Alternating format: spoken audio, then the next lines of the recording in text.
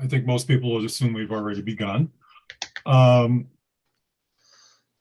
those who were unable to attend this evening, that's when a couple more people pop in. For those who are unable to attend this evening, we are recording the session. And after the meeting, Terry will be packaging it so that it can be made available to any members who want to watch it at a later time. We'll get some social media and some mass emails out to let everyone know where it's available. If Officer Judy Hobbs, whoever is speaking right now, could you please mute your microphone? can you tell us about the animals that have been sacked? Well, the Thank you. I think that's Mr. iPad. I don't know. Anyway, thank you all for coming. I'm pleased to have so many of you with me this evening. I know there's some veterans here who could probably teach the School of Instruction. And there's several new people who are looking for whatever information they can get out of me. Hopefully it's all good information. The most important thing that I would like to cover this evening is the new quarterly reports. There's a lot of changes, and I know there's some who have no idea what they're looking at when they look at the report. So I'm going to share my screen and bring up the new form, which many of you, or almost all of you, should have received by now. All right, can you all see that? Yep. Okay, good. With the exception of the student and membership fees, all other fees have increased. So I know it's very easy to just copy numbers over from quarter to quarter, but you can't do it this time because the numbers have changed. Your amount totals will change in almost every area. There's a new class of membership. It's the associate membership. It really isn't brand new. It's been on our books for a long time, but we've never incorporated it into the quarterly report, and it really hasn't been as defined as it is. And that change was made at the last state session. So now we have clear parameters for the program. So you'll see on the form under E, it's associate members. We charge $750 per quarter for associate members. Associate members are individuals, businesses, or organizations who support your Grange but are not fraternal members of your Grange. They don't have voting privileges. They cannot hold office in your Grange. And generally, they can't attend business meetings in the fourth degree unless your Grange allows that in some shape or form.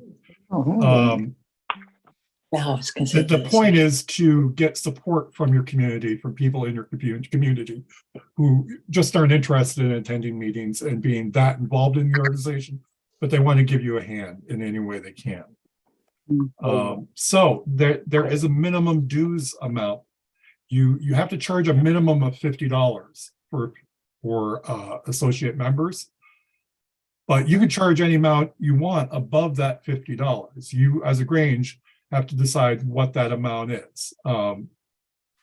So that is available to you. Does anyone have questions about the associate program? That dues, is that national requirement or state? That's state by resolution. Minimum $50. Minimum $50. That was And the $50 goes to the state and national, or is no. Okay. No, you pay. Let's see, I broke it down here. You pay $30 total to the state Grange after you paid the $750 per quarter. So $20 of that 50 stays with your Grange. But if your Grange feels that you need more than that, then you can set a dues amount higher than that. You just can't go lower than $50. Todd, Yes. so say you have somebody that you want to be an associate member that is contributing $2,000 a year, but it's not towards dues, it's towards programming. Does that count towards the $50 above the $30 that we send to you? Well, I think you can offer to them, well, see, this is the thing. Your Grange can decide how you want to handle that. But if you make them associate members, then you're responsible to pay those quarterly payments to the state Grange. If you Correct. just want to accept their donation, then it's strictly a donation. They can't be called an associate member unless you Right. formally make them associate members. Well, let me ask the question this way, Todd. Mm-hmm. We owe, if we did it, we would owe the state $30 a year per associate. Correct. I don't want to go back to my Grange, which I've already tried once, and say I have 2 associates and they're going to say they have to pay $50 a year. And I'm going to say, wait a second, they're donating thousands of dollars to run our veterans program. I'm not going to ask them for an additional 20 each to do this. Well, I don't think there's anything that can say let's simplify the equation. Okay, If they donated $100 and you say their donation is $50, their dues is $50. So they're writing a check for $100, but you're dispersing that money in 2 different directions. I suppose you could do it that way. I really don't, I'm not bothered by that. okay, As long as the record keeping is clear and that they're recorded properly. Yep. got it. Yeah. Are there any other questions? Okay. We as a state Grange have a lot of stuff on our quarterly report. We have a lot of classes of membership, and I know it's confusing. We have the associate program, the affiliate program, family plans, Golden Sheep exempt. It's a lot. So I try to provide as much information as I can, hopefully to demystify it. So I want to thank everyone for their participation in the Golden Sheep audit last year. At the end of 2022, we finished the last Grange audit. And just for your information, at the beginning of 2022, Connecticut was claiming 173 dues exempt Golden Sheep members. After going through the records of all the Granges and evaluating who is eligible, who is ineligible, who is deceased, that number was reduced to 97. So that means 76 members were either misclassified or were deceased and the Grange didn't know it, or something else had happened. That's a considerable number of members that were misclassified. And like I said, there are quite a few deceased members on lists, primarily because we lost contact with them. When we don't collect dues from them, we don't tend to try to contact them as much because we're trying to collect money from them. But we'll dues exempt, we don't need to do that. So it's very easy to lose track of them. They might move around. They might go into assisted living or a nursing home or move in with family. And then we lose track of them. That's unfortunate because they should be kept on our rolls like any other members. They've earned that status. And unfortunately, because we're not doing our work as secretaries, we're losing track of them. So we want to make sure that we find ways to connect with all of our members, regardless of their status, at least once or twice a year. So we get notice of changes when they happen. If someone moves and they put a forwarding request in, that only lasts for 6 months. So after that forwarding has expired, the mail just gets returned. And unfortunately, don't know where they are. And the other way to combat that is to make sure all of your members are on the Connecticut Granger mailing list. As you may or may not know, it's free. Every member is entitled, every Grange household is entitled to receive the Connecticut Granger for free.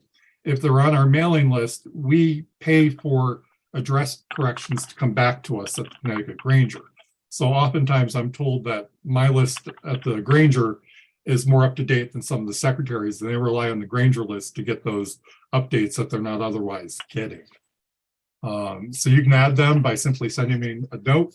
All these new members that are coming in Wallingford and Granby and other places, make sure we get your lists of new members and their addresses so we can get them on the list so that they're reminded of their new memberships in the Grange. Are there any questions about the other classes of membership, be it Golden Sheep, family plans, students, etc.? I covered them in the last Zoom, but I know there's still lots of questions about. So Todd, Yes, so for affiliate members, our Grange is reporting it on the affiliate junior members, which I don't think they should be because there's no line for affiliates. Aren't they just supposed to be on line A with everybody else? they're 14 and under members. No. It's Carol Innes, Peter Keefe, and Mary Lou Keefe. Oh, you said juniors, so No, that's where our Grange is reporting it to you on. And I say they shouldn't. And she says it's because, and she's on the call so she can speak for herself, but she says it's because you don't have a line for affiliate members on the report. I don't have line. Well, that's a very. And I say they're regular members like everybody else. They are. This is a peculiarity of National's reporting system. If, and I'm going to use you as an example, Dave. Dave, you remember you're a primary member of Riverton Grange, but you have affiliated with Granby Grange. So you are, unless you change your membership and you take your membership somewhere else, you are forever linked with Riverton Grange. That is your home Grange. So when you're accounted at Pomona, you're accounted as a member of Riverton Grange, unless perhaps if you become master of or president of Granby Grange, then that muddies the waters a little bit. If you're at Granby Grange, you're counted as a member of Granby Grange. So this is where it gets a little crazy. So you're paying the same amount of dues. If the dues are $30 at Riverton and $30 at Granby, you're paying $30 at each. And you're recorded as a member of both Granges. So in that case, that one human being is counted twice as a member of the Grange. The double-edged sword of that is if we lose a member for whatever reason who's an affiliate somewhere, we lose two members on the rolls because they're counted twice. That's the way National wants it. I don't know how you do that differently, but that's the way we have to do it. And that's why there's no separate line on the form. I suppose there could be an accounting for that, but I think it just makes an already confusing form that much more confusing. That is also the reason why I haven't included a Golden Chief non-exempt line on the form, because it was hard enough getting the exempt straightened out. And then to add a non-exempt line would just mess it up all over again. So just to clarify, Todd, all members, whether they're a regular member or affiliate, it's one number and it's reported on line A. Correct. So Peter, Correct. Mary Lou, and Carol are all just on line A with everybody else at Riverton. Peter, Mary Lou? Peter Keefe, Mary Lou Keefe are affiliates of Riverton.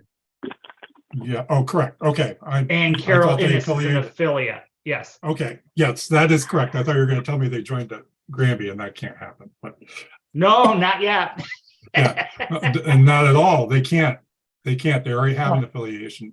I'm No, teasing you. No, I just want to make that point. You can only affiliate with one additional Grange.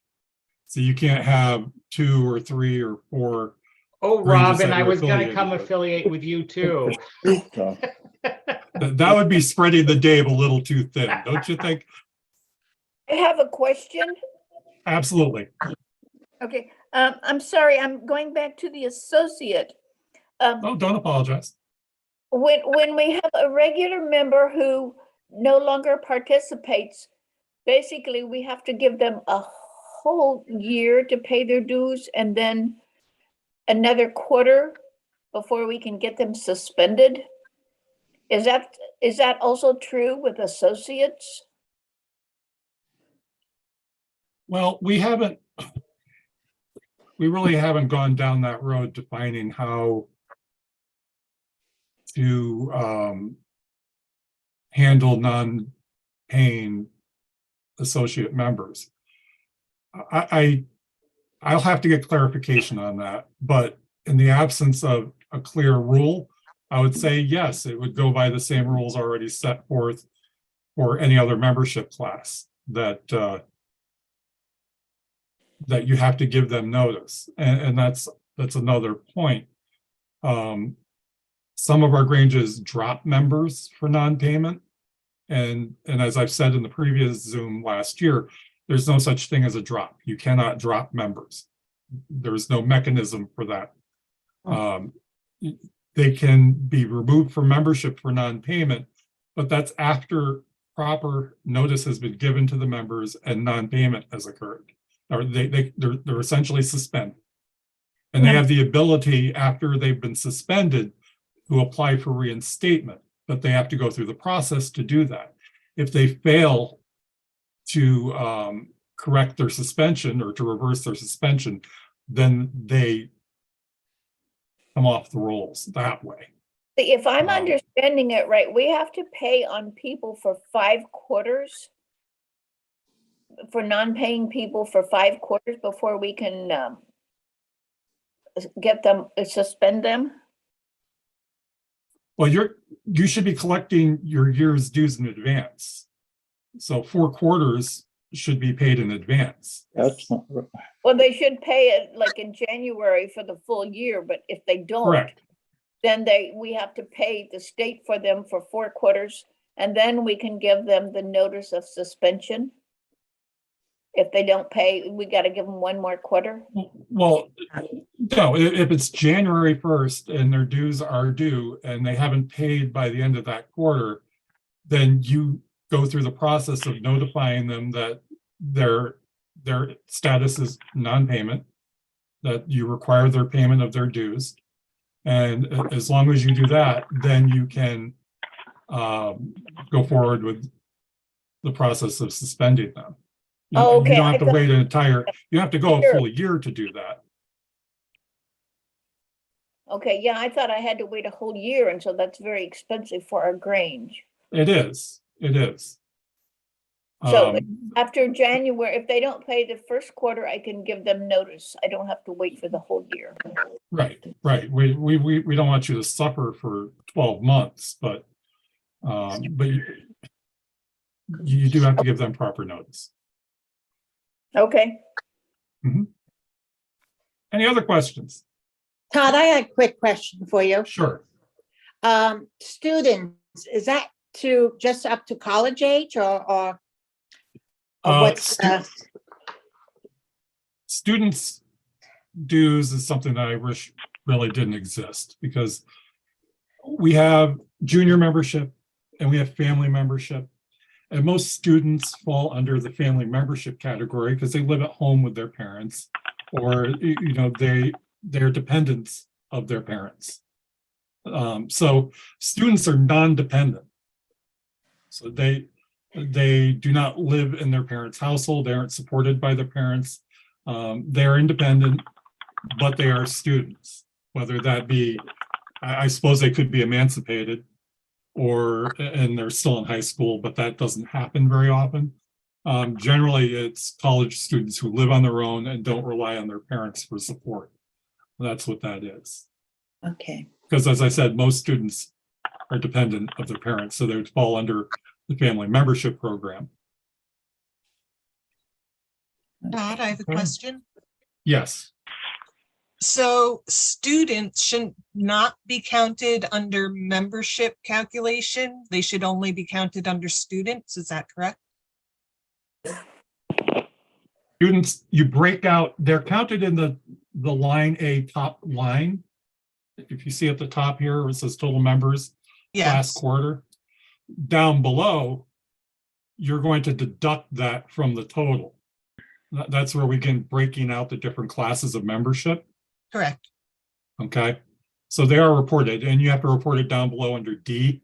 You have to do the calculation, and then over on the right, you add that total into the dues calculation on the right.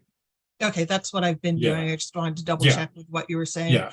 I mean, in my case, I do have students that are Grange members, but their parents are not Grange members. right. Okay, yeah, and that would be the other instance. Yeah.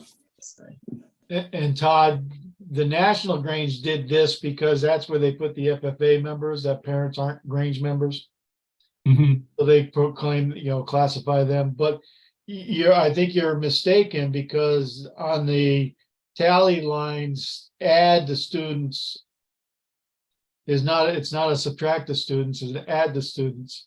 So I. No, I'm talking about on the left-hand side under A. Yeah, We subtract the number of people out of the total of members. oh, I see, okay, okay, And then on the right side, we add in the dollar amount so that Okay. they're accounted again on the right-hand side. I see what you, I see what yeah. you're talking. Because the point is, we start out with the big number of all members, and then we have to subtract out all the special classes of membership and then add them all in once we've calculated their share of dues. And I know that makes it very confusing, but that is actually what we're doing there. We just don't have students, that's all. We don't have a lot of student memberships in the state. If I went through, I don't think we have more than 8 or 10 total in the state. So, I'm, if I can ask a question, I'm really confused because Okay. I'm reading the commonly misunderstood membership categories. yeah, And under that, it says a family shall consist of a couple and their dependents that live with them. mhm. Okay. So you're saying students are just, they don't live or not supported by their parents. Is that correct? Because I read that to believe. Well, you're talking about two different classes of membership. Family memberships include children who happen to be students, but those students are dependents of their parents. Students is a breakout category that allows for students who don't have parents that belong to the Grange or would otherwise qualify for a family membership. All right. So now we add them all in A. They're counted in the number in category A. Mm-hmm. Now under family plans, number of family plans. That's That the total number of families. So if you have, let's say, 2 families with 4 members in each family, so you record 2 at 825, and then up above, you're going to subtract out 8 because it's asked for the total number of family plan members. Okay. All right. I got that. Yeah. I've been reporting students incorrectly. Thank you. You're welcome. And some of these I don't know, and that's I can look at the report and I can say, oh, I don't know if that's right or not, but I don't get enough detail in the report to know whether you know exactly what it means. Anything else? Yeah, I have a question about the family plan. So we, Colin is our autistic son, and he will be independent with us forever. So at what age then because he'll always live with us and he'll be our dependent, but he won't be a student. How does that kind of translate into the family plan? Well, this is the confusing part about student. He would qualify under a family plan. You're a family unit. It doesn't matter whether he's a student or not. He's dependent of you. You're a family unit. Okay. So he would still qualify you for that family plan. Okay, because he's 22 right now, so that's why I was asking. Because he's an adult. He's an adult. Yeah. Well, they're. It definitely says well, age 23. So that's what I thought, 23, but yeah, I wasn't sure because he won't ever be independent of us. So, and he'll always have to live with us. So, I think what was going on is this is similar, Todd, to like a tax return. So if you have someone that's older than 22 and not a student, but they are a dependent, they're going to be considered part of your family and a dependent. So they're part of the family plan. Is that what you're saying? If they're disabled? We don't define, there is a cutoff of 23 years. But in this case, and I'll have to get clarification on that. But in my opinion, and that doesn't necessarily hold a whole lot of weight when it comes to the digest, but when they're unable to live independently and they are dependent of their parents, then I think they should still qualify for that family plan. Okay, You know, thanks. yeah, they shouldn't have to, I don't think they should have to pay full dues in that case, but Okay, that's one of those fine points that we really should define. okay, thanks. I'm gonna write a note about that. Yeah, it seems like this form and all the family and the students and everything kind of, because I do taxes, it kind of follows the tax return, like I was saying.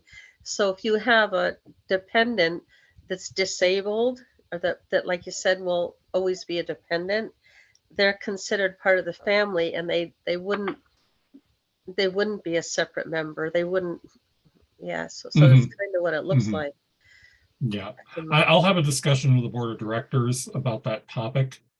I do have some discretion, but I'd rather have the agreement of the board before I say, yes, definitely, that's what we're going to do with it. So Okay, thanks. I will get back to you all on that subject. Are there any other questions under classes? Yes, I have a question. Go right ahead. If the Grange year is from October to September, Mm-hmm. doesn't a member have from October to September to pay their dues?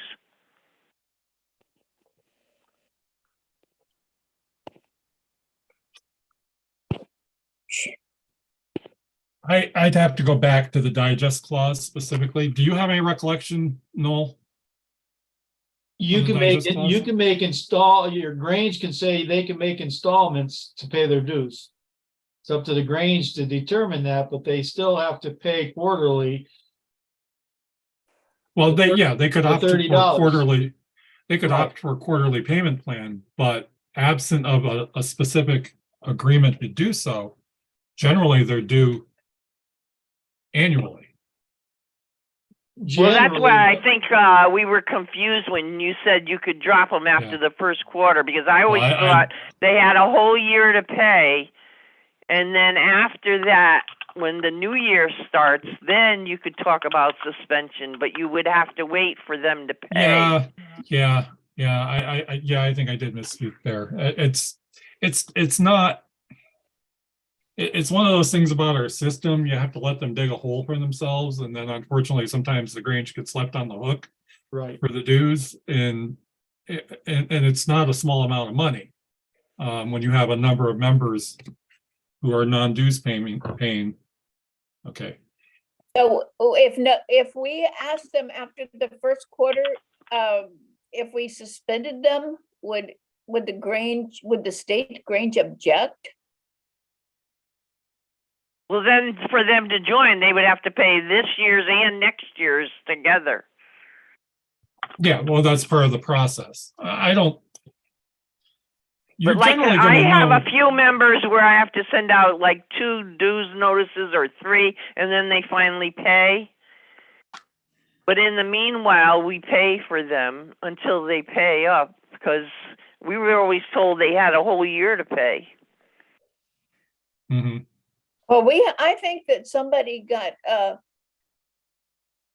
carried away and signed up a bunch of people who weren't really too interested. You know, they got excited about one fair or something, and then they never came and they didn't want to pay anymore, but they don't say it. So it's not like they're quitting. So that's why I would like to go ahead and push them, say your dues are, you're overdue, you will be suspended if you Well, don't pay. Yeah, we have forms at the State Range office that are very official looking. And I believe they go up to 3. There's 3 different ones that you send out, and they change colors until the third one's bright red, saying your membership may be suspended for non-payment. Please pay your dues promptly, and blah, blah, blah. That's one tactic you could use to hopefully edge them along to paying their dues. I'm going to have to clarify. I want to go back to the digest and make sure that I'm giving you correct information. But I do believe I misspoke on the 1 quarter. I believe it is a full year. And like I said, you have to give notice in writing. It's not good enough to send an email or leave a phone message or pass a word along, you are required to send a written notice to members that their status is non-payment and that they're in jeopardy of being suspended for non-payment. That is very clearly part of the process. Does you're anyone great.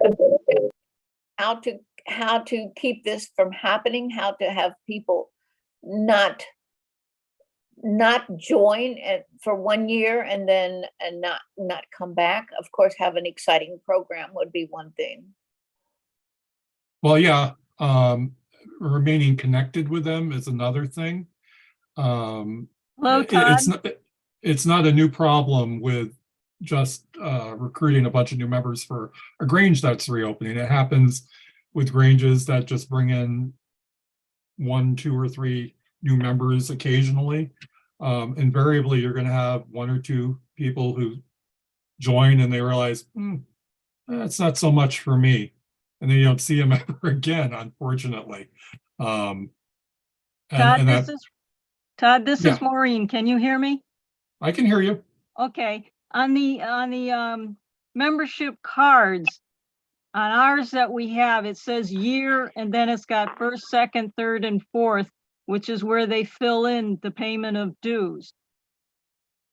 So in the old the dues things that we've been using forever, the members used to pay quarterly until their whole year of dues was paid. Well, nowadays we all do it in one lump. But according to this card here that prior secretaries used, they used to fill it in. Yeah. Yeah, I know that was a practice quite a while ago, quite a long time ago. But I think that changed because it was difficult for secretaries to every single quarter have to be chasing people for money. It was a lot easier to get the dues paid once at the beginning of the year and not have to worry about it for the rest of the year. That would lead me to believe that they did have the full year to pay their full dues. Yeah, I would, yes, I would say so too. But I will get you some clarification on that. The biggest thing is to make sure that we're not just dropping people. Can we get those forms from you of the Yes. different others? Yeah. Mm-hmm. Are they Yes, are they printed or should we download them? they're printed. They're printed. They probably should be made available on the website, but very few Granges use them, partly because they don't know about them, and the other part is they use their own means for generating notices, but we do have them available. Are there any other questions? Yes. Todd, Yep. this is Dave. To change the subject for 1 second, at the very top of your form, I didn't read, it says should be mailed in time to reach you by the 5th day of the month following the close of quarter. And we know how lovely the mail service is to Winchester Center. So this means we really need to get it done before the 5th of the month, correct? Yes. Okay. There is a grace period, but the deadline has never changed. Okay, It's so I always- want at least 2 Granges on here to know that. Yes, the deadline for filing your quarterly report always has been the last day of the quarter. So Got for it. this quarter, it'll be March 31st, which is this coming Friday. Which is a good segue into the next topic. Also with the change in dues amount. Before you go on to that, I have a question about students. I'll come back to it. I'll just finish this thought and then we'll come back to students. With the change in dues amount, the deadline has changed. Unfortunately, over the last several years, the grace period has been treated as an extension of the deadline for the quarterly report. And it was 30 days. The state Grange has 60 days following the close of the quarter to file our report. And I was finding that many Granges were going 45 days or more to file their reports, which meant that I had a choice. either be late with the state Grange report, which would incur a fine for us from National Grange for not filing on time, or I would have to take the last amount filed by the Grange and use that as our number for the current quarter, which is problematic because those numbers generally don't increase too much. They generally decrease.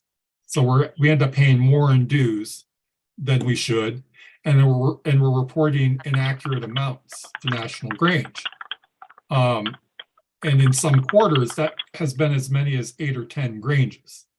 So that really, really makes our quarterly report inaccurate.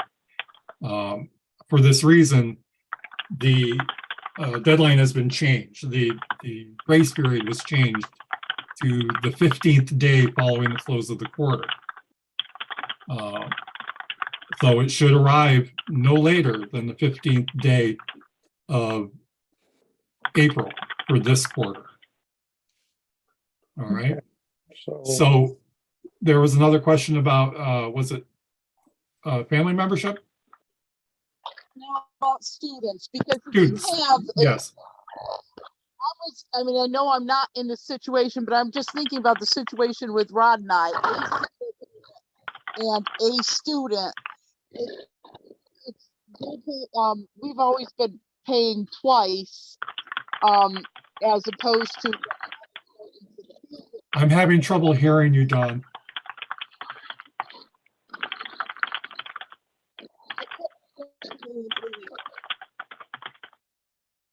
So in the chat, Todd, she said, could we count a single parent with one child, that child as a student? Like, especially if he's an independent, you know, so.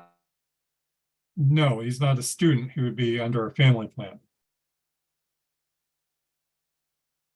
So as long as he is, if he's living under the same roof. If he's dependent of his mother and lives in her household, then that would be considered, they would qualify for a family plan. Okay, and it doesn't matter the age, correct, then, or? Well, it goes up to 23 years old. They get cut off at 23. So family plans can be 2 or more. Yes. Yes, it's the parent and their dependent children. Parent or guardian or parental figure and their dependent children. Okay. All right. Yeah, see, again, student is only for those people who are students and live on their own. That they're responsible to themselves only. Or they live in a household that has no other Grange members in it. All right. Any other questions? Any questions about the deadline?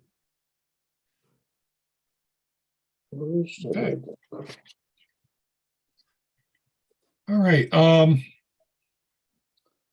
So under juniors, we don't have an accurate reporting of juniors or +1 members. To refresh your memory, +1 members are junior members who belong in Granges that don't have junior Granges. Okay, they pay junior dues, but they're attached to their subordinate or their community Grange that does not have a junior Grange otherwise. They're allowed to participate in junior activities and programs. They just don't have a junior Grange in their Grange to affiliate with. We ask that they be reported on the quarterly report form on the right-hand side, just before the chart where you record new members or changes in membership. There's a line that says affiliated junior members, boys and girls. That's where you would report those +1 members. National Grange is being very picky now about getting that information to them, as they should. If they have an accurate member of all the boys and girls in the junior program, be it +1 or members of actual junior Granges, they can go after funding, they can design programs better by knowing how many kids they have. And I'm What's gonna a bring junior? up What is considered a junior? 14 and under. 14 and under. Well, So 5, I should say 5 to 14. 14. At 14 years old, they're eligible to become fourth degree members of the Grange, of the community Grange. So they're Uh, in the they're part of the total in A, except you want the adults No. under.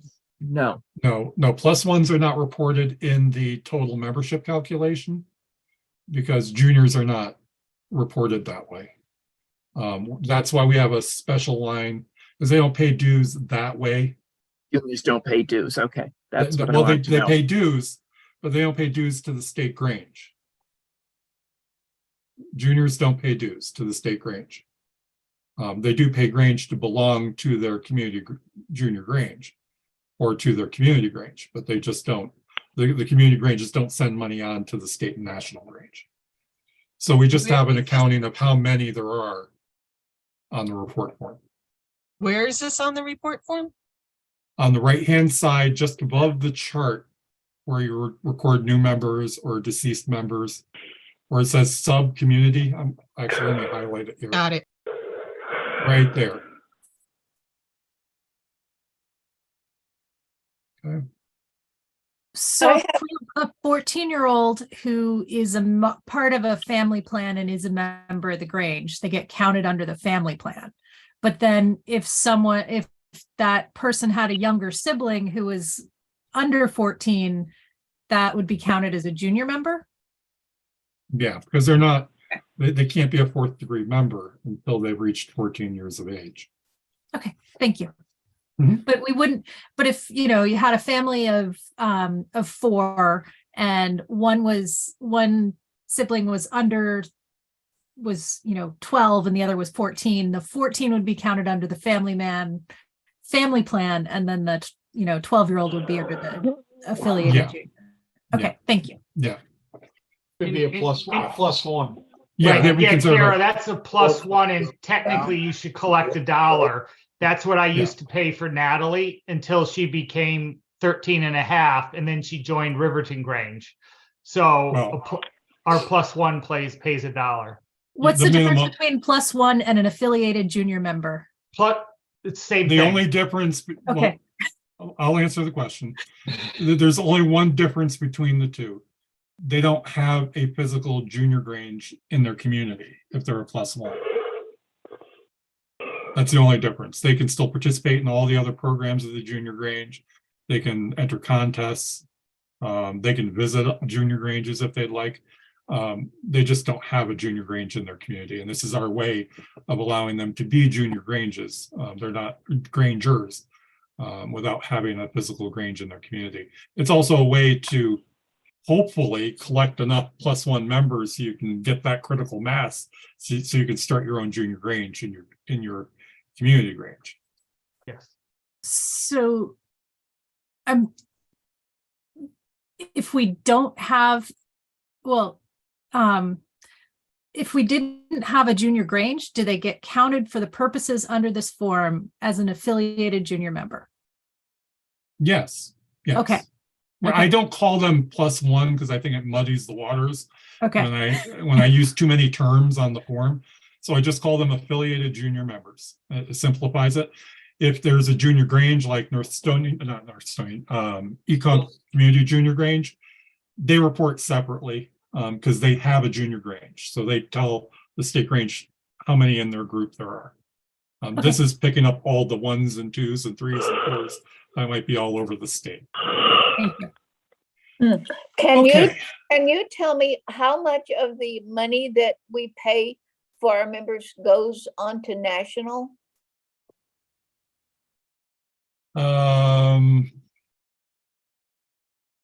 I can tell you that in the last quarter, we paid $4,466 to National Grange from dues paid by community Granges to the state Grange. I don't have actually, I received, I can't go into my email because you're gonna see my email on your screen. Let's see.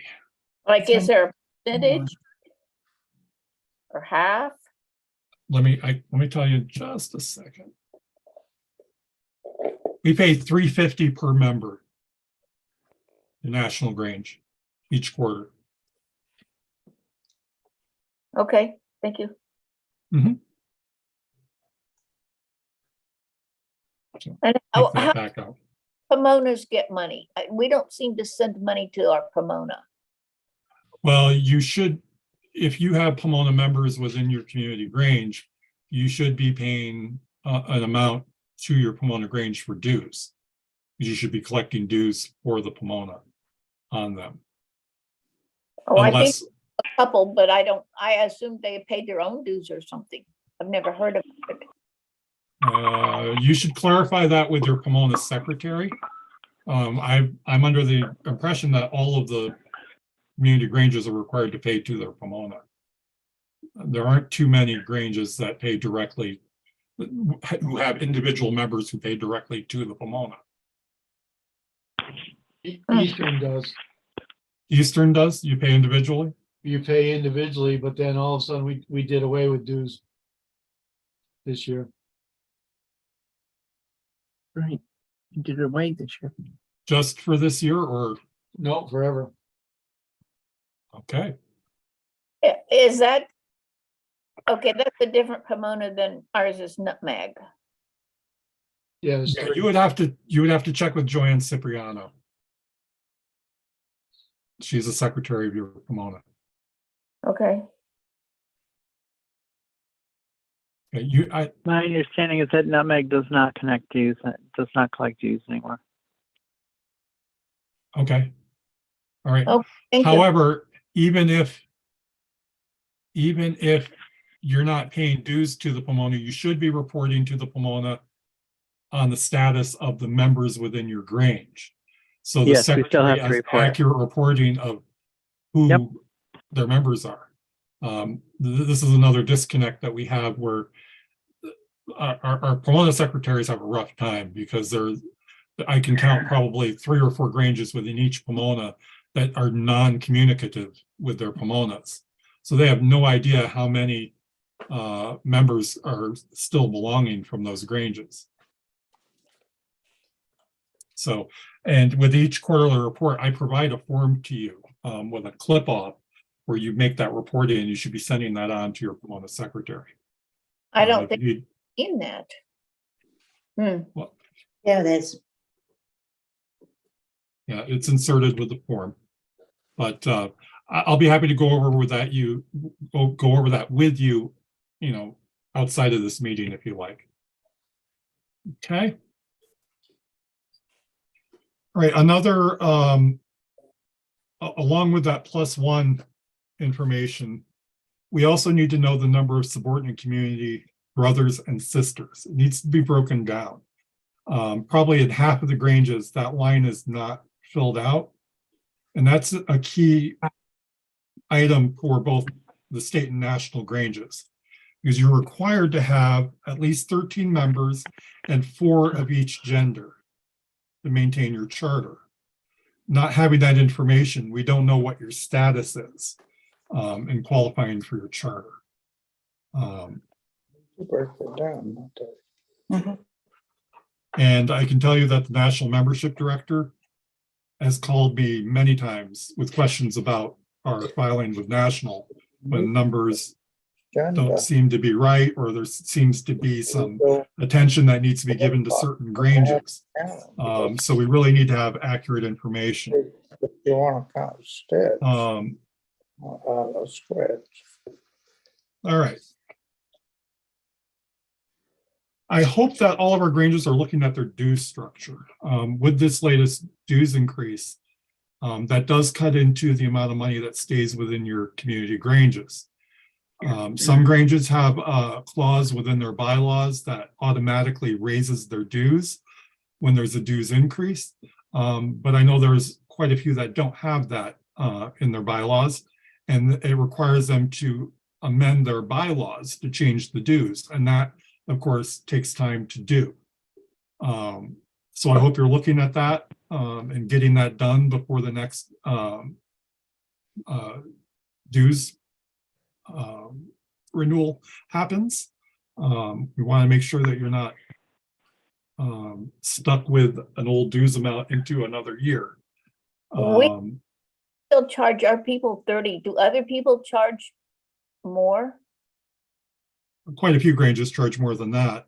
I know Winchester is going up to $50 per member.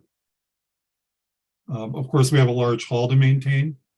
So $30 would not leave anything left for covering our bills, especially electric as it is, and fuel oil and everything else, insurance.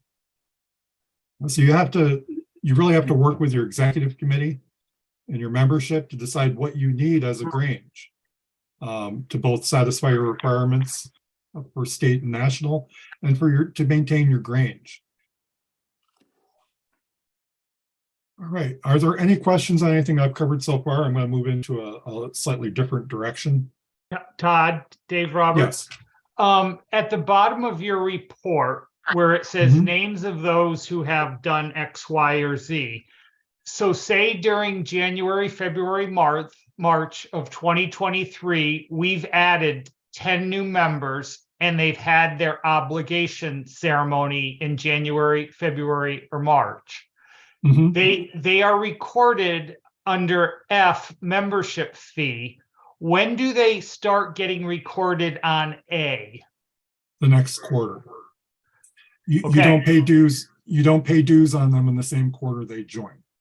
Okay, I just want to clarify that for everybody because there's confusion about that. Right. So right. Wallingford or Riverton or Granby, if you've added a lot of new members, you don't pay the dues the quarter you added them. It's the next quarter. Right. They because they've joined during the quarter, they haven't been a member for the full quarter. So we just require that they pay the $250 per member, or that you pay $250 on each of those new members in the quarter that they joined, and record them on the form where it asks for it. And then in the following quarter, we expect that number to be added to A at the top. Hey, Todd, I have a quick question for Wallingford. Mhm. We started and we all took our obligation, 26 of the members took the obligation actually in December, but we didn't file a quarterly report. So are we assuming that those 26 members and then the additional 3 or 4 that joined in January and February would fall, or we're all under F for this quarter and then we're A going forward, right?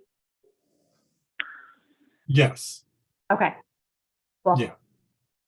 thank you. Yeah, it's close enough to the new quarter that Yeah. I'm not going to nitpick on that. And we didn't know we had to do this last quarter. I think it was just the timing of when we all started. It was quick. It was a shotgun start, so to speak. So Right. With reorganized Granges, we give a lot more latitude or leeway. We don't want to hit you with everything right off the bat. We want to ease you into the program, especially since you're just getting your financial standing. To pay a quarterly dues all at once at the very beginning is pretty tough. okay, thanks. Cool. Okay. Thank you. Oh, All right. Todd, question Yes. as well. Stephen from the Secretary of the Wallingford Grange. Mhm. So if you have members that join like now this week, but we don't have the obligation ceremony until our next meeting in April, do we list a date for them or we just leave that blank? When they receive their obligation ceremony, that's when the clock starts.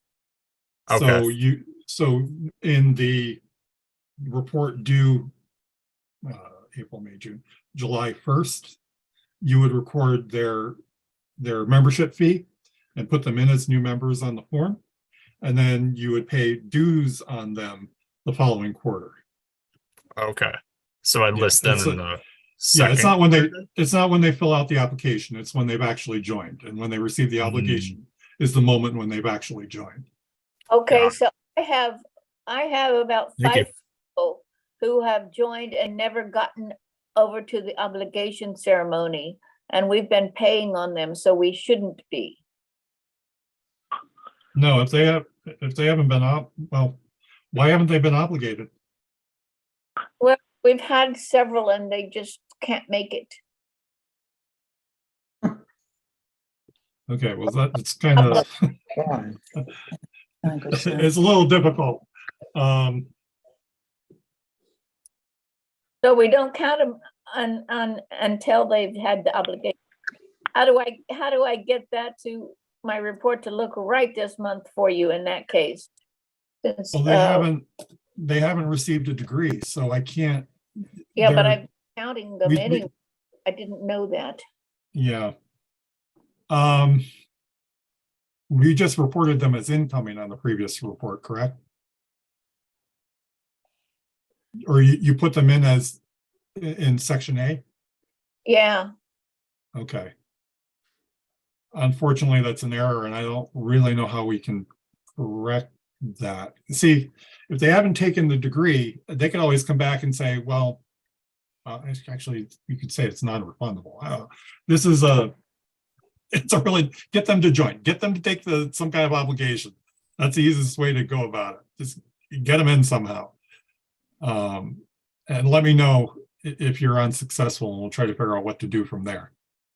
well, I need to turn in the report really soon though. How many is it?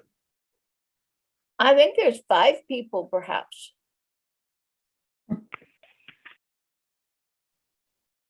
It makes the reporting difficult, but I would have to say, Take them off. Take them off. take them off for now and try to get them in, get them obligated.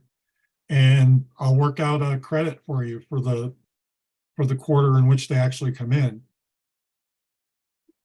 Because I don't want you to pay I'll extra dues for them, but I'll double check. I'm sure this is right. Okay. yeah. Yeah, this Do is you kind of have like, good this is kind of between the lines in the digest. It's not a clear, Yeah. For that to happen. Do you have good records of the members? Like if I find an obituary of a GSE that has the same name as ours, but I have no knows, can I you? have Ford, a car for you. I have records of members who have reached 25 years and beyond. As long as their ranges have applied for silver stars for them. So I And just- I also have records from quarterly reports, but it's really difficult to go back into quarterly reports for the last 100 years to find people. But I have easy access to any member generally who's achieved 25 years or greater, because we've issued a silver star for them. And then we Okay, so start tracking them for awards.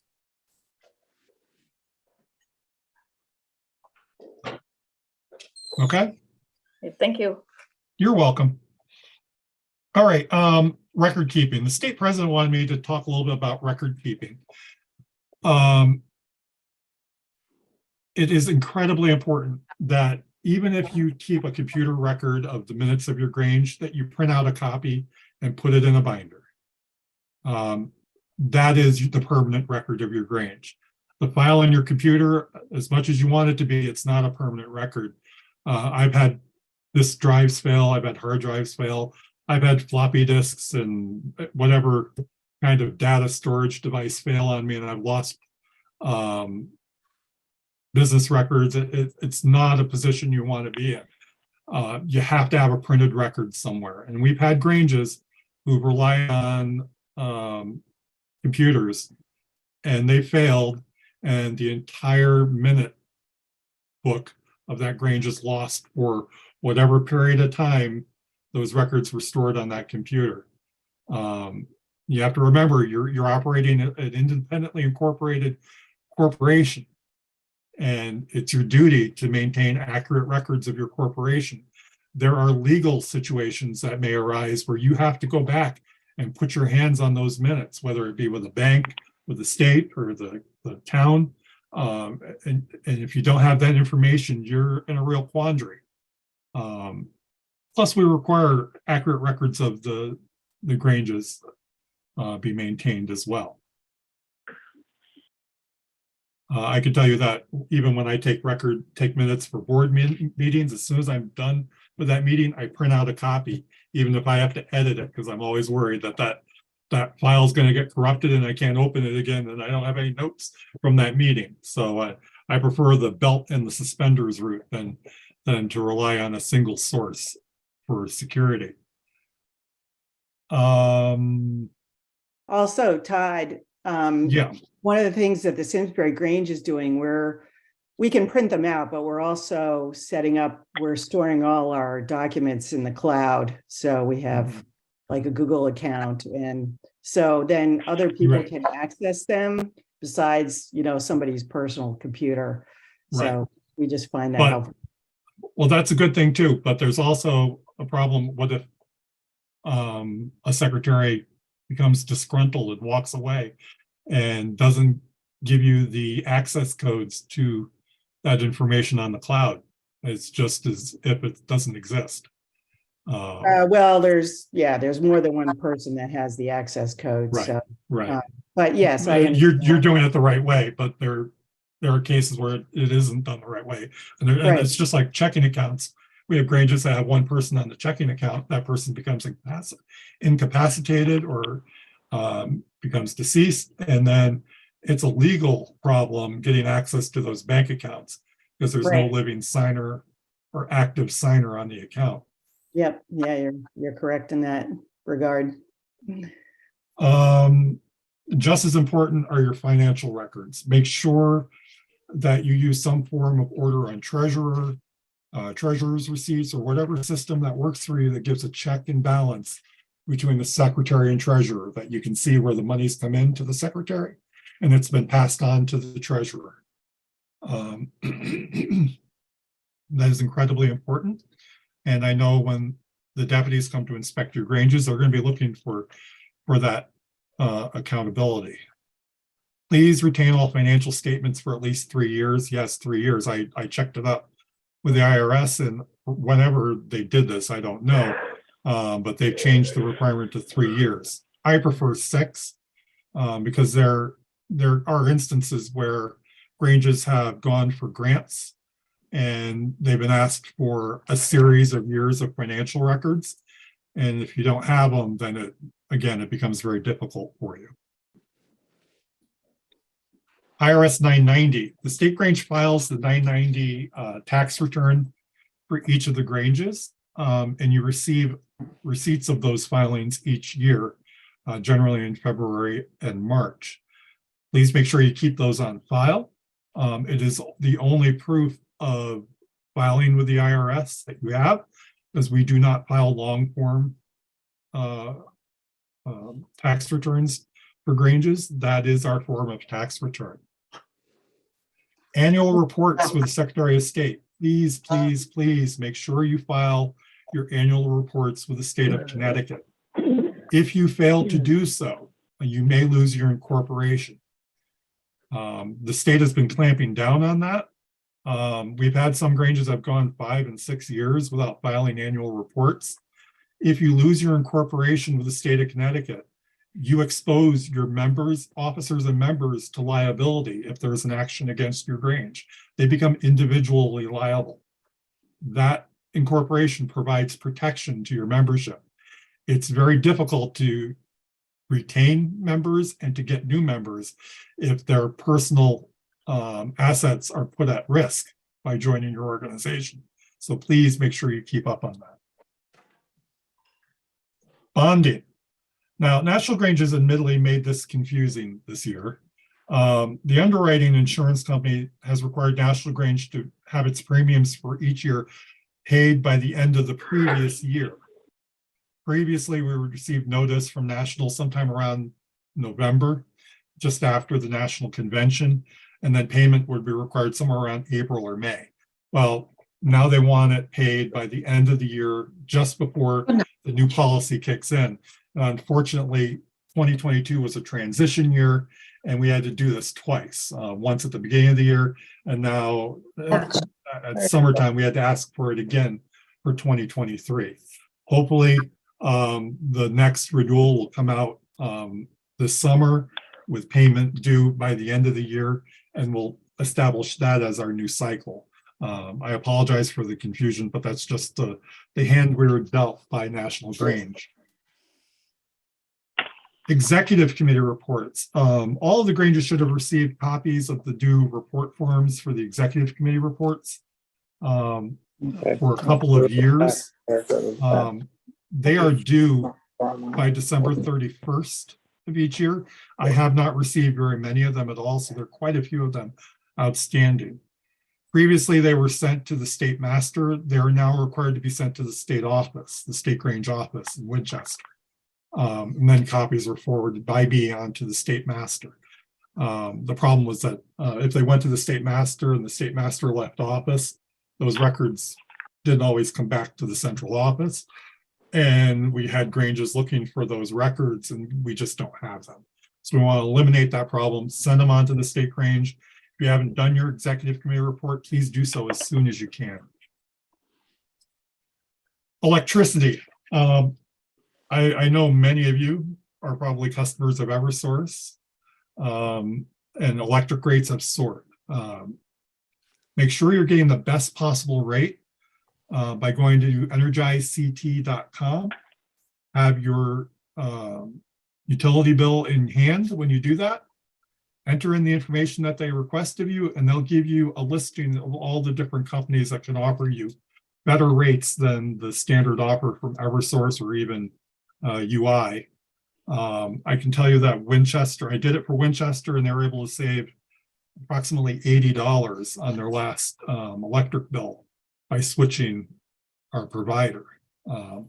This only works if you don't already have a plan in place with the utility company.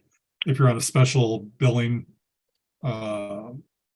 payment plan or some other program within the company, you can't easily change from that.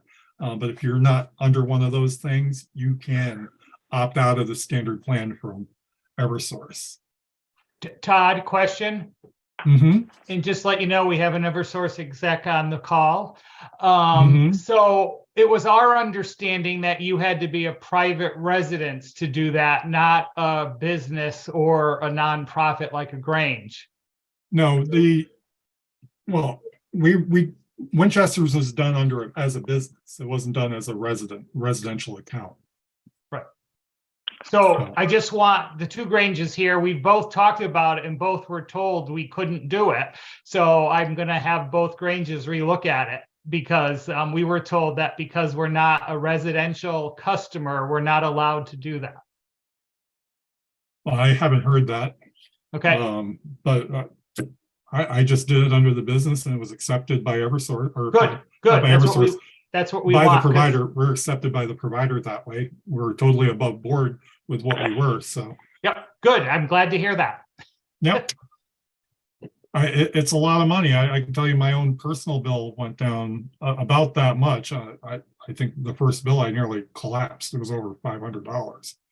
And we don't have a big house. So. Was there a question? Okay. Community service grants. If your Grange starts a new community service project during the year, keep in mind you may qualify for a grant of $150 to kickstart that program. It has to be a new program, however. If you've never done the dictionary project and you want to do that within your community, you can apply for the grant, the community service grant, to get $150 towards that program or whatever other community service program you want to start. And it just requires sending me a letter that would be forwarded to the community service committee, or you can send it directly to the state overseer who heads the community service program, requesting the community service grant and tell him what the project is you want to undertake. And that's all you need to do. Grange capital improvement grants. I know many Granges are looking at large expenditures like roofs and paving parking lots and all kinds of different things that are capital improvements to their properties. You can qualify for a State Grange Foundation grant of $1,000 every 2 years. You just have to write a letter to the foundation sent to me as secretary of the foundation, explaining what the project is, what the expense of the project is, if there are any bids from contractors on the project, what they are. So we understand the scope of your project, and they decide on a case-by-case basis whether you're eligible for the program. We had one Grange ask to put a roof on this year, and it's going to cost them probably $15,000, and it helps a lot to get $1,000 off of that in the form of a grant that there's no interest charge. It's just free money. State Grange loans. We as a State Grange want your Grange facilities to be kept up, and know that it's a never-ending burden on your Granges to do so. So when there are major projects, you can always apply to the State Grange for a grant, or not for a grant, for a loan, a low-interest loan, help you finance the project. It is difficult to get a commercial loan for a Grange. So in this way, you can get those projects funded. We don't want you to defer maintenance or improvements at your hall, because they're only going to get more expensive the longer you put them off.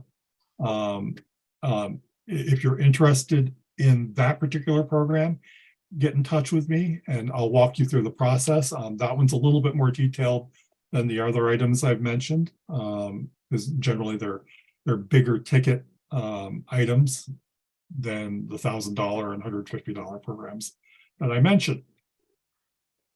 So with that, those are all of my prepared items on the agenda.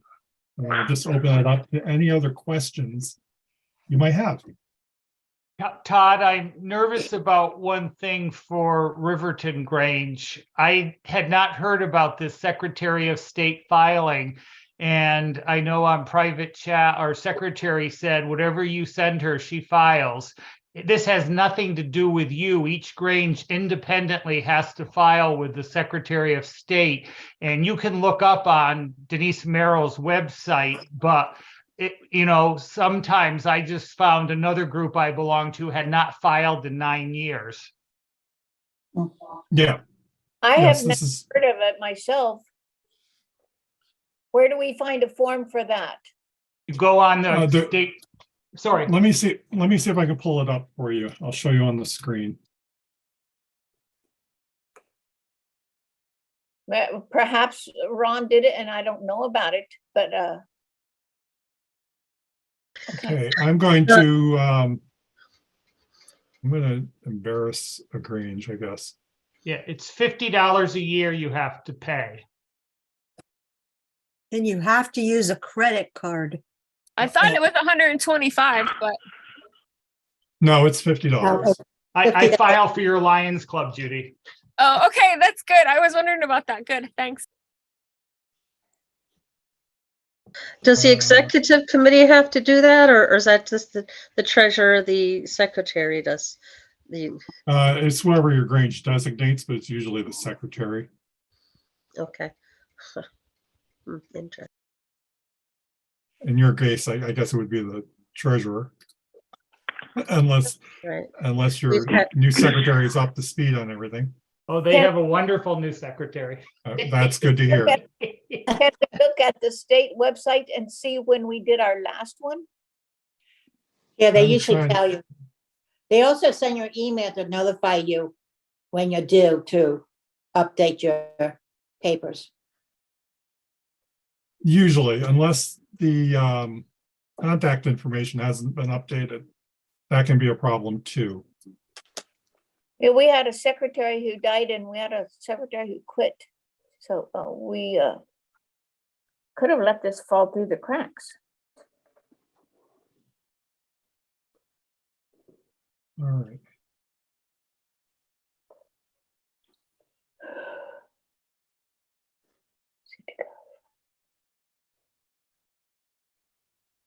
All right, so I'm on the Secretary of State's website. I'm going to search for Riverton Grange.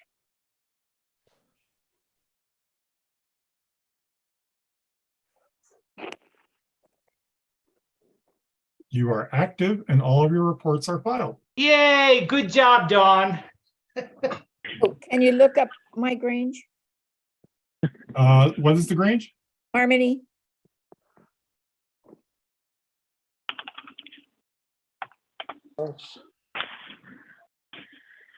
We have to April 4th. All right, so you have 3 reports that should be paid. Wow. You see on my screen, it says the last filing was in October 2020. So you're behind a bit, so it may cost $100 to $150. That 3 is not always, sometimes it's less than less than what they say. So it's either 2 or 3 that you're behind. So it's either $100 or $150 that you have to pay. Fortunately, they changed the website. It used to be that you can only file 1 at any particular time, but now you can do all of the ones that you owe in the same sitting. You had to log in and wait a day and then file another. It was just a problem. So that's at least one thing that they've improved. So is this mainly a matter of paying? It's not a matter of information? You have to file the information as well. I'm not going to go into your file because then I'm going to be locked into doing that for you, and I don't want to get involved in that. But if you click on Harmony Grange's page here, it takes you to a page that will ask you to verify who the 3 principal officers of your Grange are, what their contact information is, their mailing address, phone number, etc. Then you confirm that information, and then they take you to the pay area where they require you to make a payment of $50 for that report. Okay, thank you. Mhm. Anyone else I can check for? Yeah, go ahead, check mine. Which Grange is that? Tag Canada. For Riverton, we had to wait a day or 2 to be able to pay because I had to update all the old information and it didn't go in. So it kept sending me in a perpetual loop for about 2 days. Oh, yeah, that happens too. I know Knoll has had issues with their annual report as well. Titanic is completely up to date. Would you please check Granby as well? It's due right now, February 2023. Okay. Granby has usually been paid by Conrad Krupa. Right. And then he submits the bill, we reimburse him. Right, so see, February 2023. Yeah. Yeah, he's your agent. Yeah, Marion Beecher is the agent for Winchester Grange and for the life of me, or no, for the State Grange, and I can't get her off. No matter how many times I change it, Marion Beecher keeps coming back. I think she's doing that from the beyond. That's Marion. Now, which classification is that for deceased members who keep coming back? That's a classification with a higher power. Todd? To require a special filing. Yeah. Todd, Carol yes. from Granby, a question. So with the screen you're on right now, so Granby, see the address there is actually Conrad Krupa. He's on our executive committee. Mm-hmm. And we're gonna change over to have our secretary do it. Does that mean he has an account in there and only he can change it? The name? Well, he probably has the password or access to the Secretary of State's website. It's within your right as a Grange to request that from Connie. So you have access to the account. But his address should not be on there. I don't think, unless that's, I'm not sure how they're doing it now, whether that's the address of the agent or it's the address of the Grange. So you'd have to check on that, go into the account and check and see how it's registered. If he has it listed as Granby Grange, 74 Bloomfield Avenue, that's a problem. It should be changed to the mailing address for the Grange. Hey, Okay. Todd, put up Coventry Grange. Yeah, because we never get any notice. He always just pays it. And okay, thank you. Hit me in the heart a little bit. Survey says we owe you. All reports filed. Darn good. Okay, yeah, because that's our Grange Hall address. Okay. Well, you had a lot of problem getting that updated, right? It was updated because of my stolen email address. You got access to your stolen email address? It wouldn't let me change it. So it was always the NTM Fire 11. So I couldn't change it until I finally wrote them letters. And it finally, last year was the first time I was able to do it, but with credit Right. card and all that. So. Right. So the 1736 Boston Turnpike, that's the Grange Hall address, correct? Correct. Yeah, so it's not the agent's address that they put in, it's the physical address of the Right, Grange. because usually with mine, it's the 150 Ripley Hill, my home, Right. because I'm the agent, so. Yeah.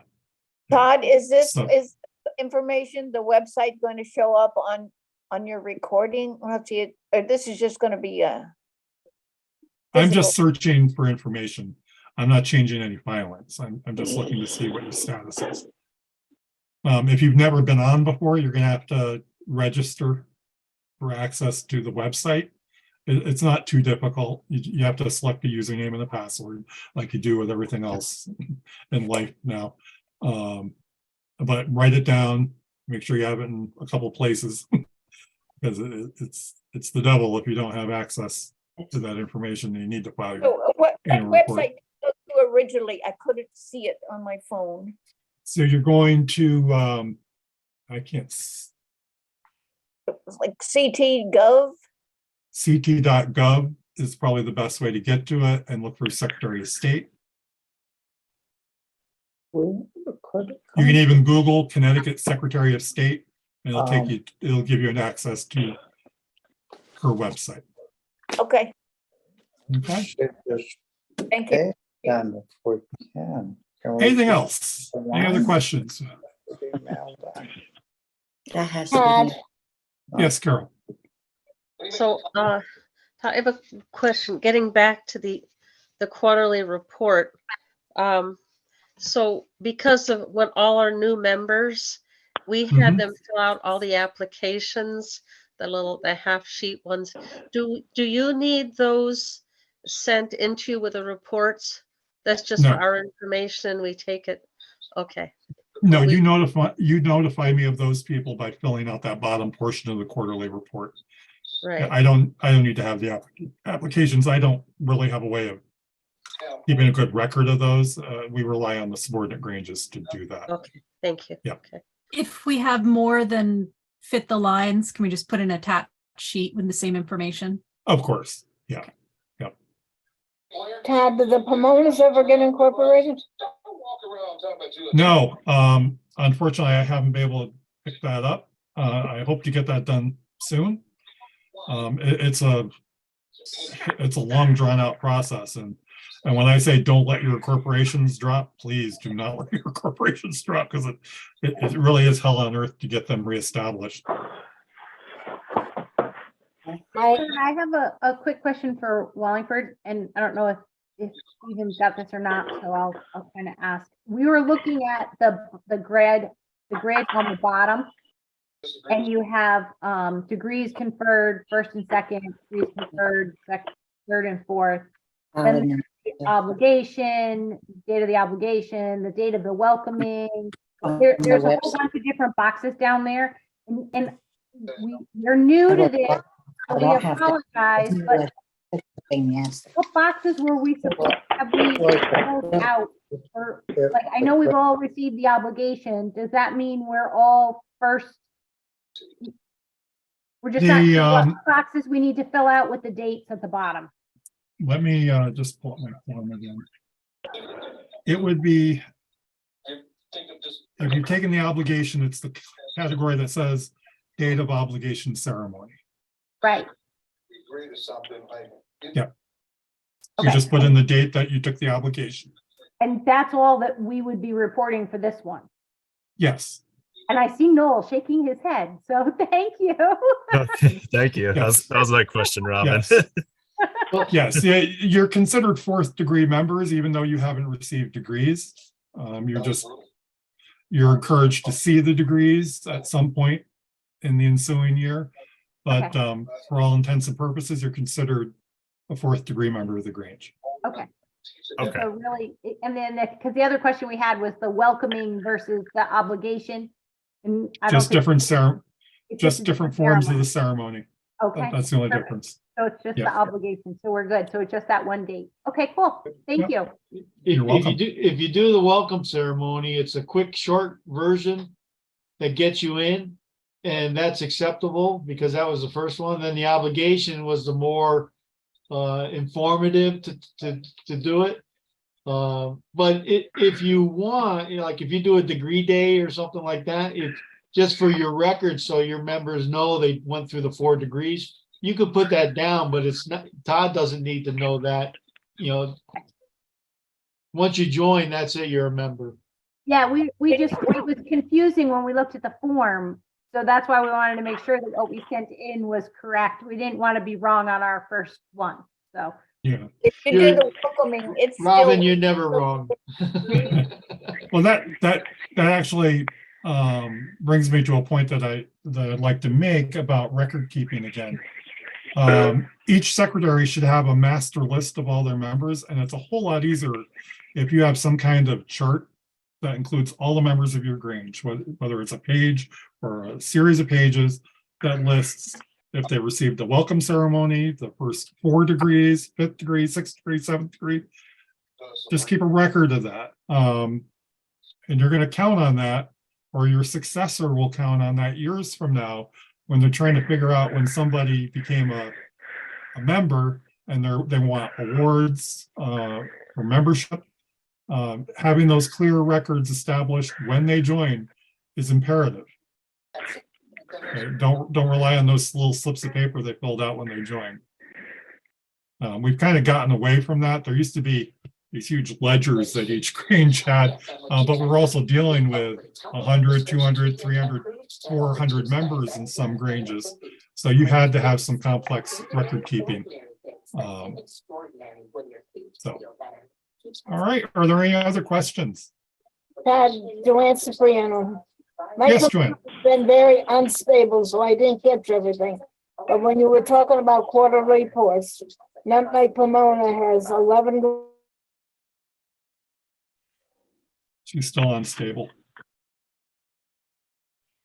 I'm sorry, Joanne, we lost you for maybe still. Where's Joanne? I'm unstable. Joanne? It says that's what's going on. Joanne, you dropped out for 30 seconds or so. I missed most of your question. When you mentioned quarterly reports, our Pomona has 11 Granges. I only got reports from 4. Yeah. We had a meeting today at Nutmeg. We had 33 present. We have 5 candidates today, which was great. Wonderful. Yeah, unfortunately, I think some of our Granges don't. They have newer secretaries or brand new secretaries, and they're not aware of their obligation to report to the Pomona. So we're going to do what we can to make that connection again. I'm going to make a note to get something out to Granges, make sure they get forms that they can send in to the Pomona secretaries to report membership, because I know that's a problem for all the Pomonas. We actually know nothing about Pomonas. Except we got one. Well, the newly reorganized Granges technically don't have any Pomona members, because the previous members were dispersed to other Granges. So they took their Pomona memberships, of course, with them. So I think that would be on the Pomona to reintroduce themselves to those Granges and encourage members to join. So I hope you go back to your Pomonas and talk about that and see how you can go in and encourage Pomona membership in those Granges. And then there's the Granges that just, they have Pomona members, they're just not communicating with you. To clarify, Pomona membership is anybody who's received the 5th degree, right? That is correct. Yes. And we want you all to be 5th degree members because that makes you eligible for the 6th degree and be state members. And I have And this year, if you have your state degree, you can take the national degree in Buffalo in November, and hopefully it'll be an abnormally warm winter in Buffalo or fall in Buffalo. From the Pomona standpoint, I have to give Don kudos because he's our special deputy for Wallingford, and he told us all about it. And Eiley McKean and I were 2 of the 5 members that took the 5th degree today at the Nutmeg Pomona. So he told us all about it as a new Grange coming in. We got involved right away. So I'll make sure Donnie gets a gold star. Yeah, he was great today. I have to say, he was really, really good. I got mine today with Chris, and it was a great ceremony. So I highly recommend it. The 5th degree All is right, beautiful. I couldn't do May 6th, so sorry, Todd. I heard you were very good too. All right. Is there anything else? I have a crazy question. Is there any limitation on the amount of income we can earn for the year? $25,000 is what the IRS tracks. So yes. As long as your annual income is below $25,000, you qualify to file the 990 NE postcard. Once you exceed that amount, and I don't think any Granges have, in at least my term as secretary, you would have to file a long form tax return. One solid glimmer of certainty. Thank you. Mhm.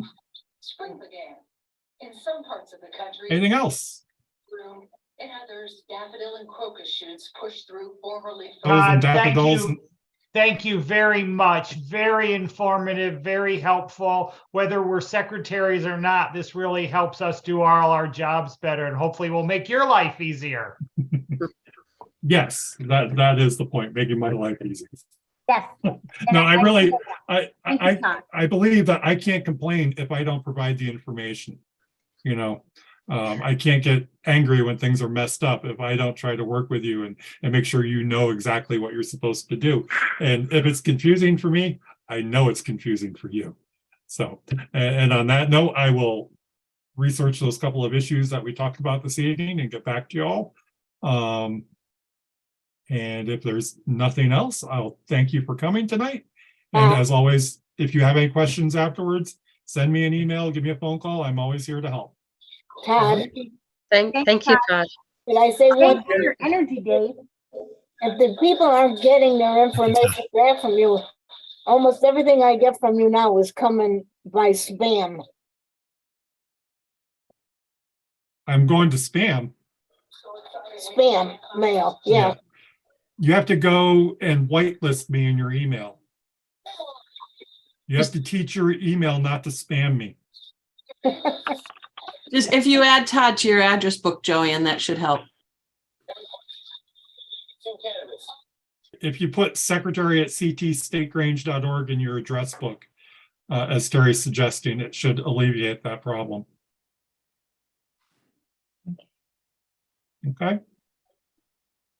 Again, thank you all and have a good rest of your evening. And we'll stay in touch. Thank you, Todd. Thank you. Thank you. Very informative. Thank you, Todd.